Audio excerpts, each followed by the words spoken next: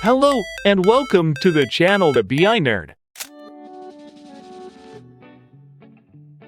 In this video, we will learn different types of relationships in Power BI. We will review one-to-one, one-to-many, many-to-one, many-to-many relationship. First type of relationship is one-to-one. In this type of relationship, each record in a column of first table will have only one similar record in the column of second table.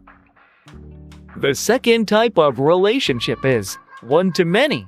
In this type of relationship, each record in a column of first table will have multiple records in the column of second table. The third type of relationship is many-to-one.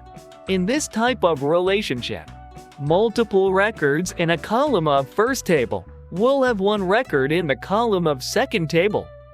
The final type of relationship is many-to-many. In this type of relationship, multiple records in a column of first table will have multiple corresponding records in the column of second table.